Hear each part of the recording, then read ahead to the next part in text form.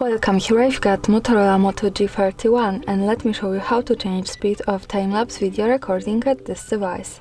So let's start by tapping on camera button to open it, and for now we are on standard photo mode, so we have to change it by using this settings bar and just simply going to the right.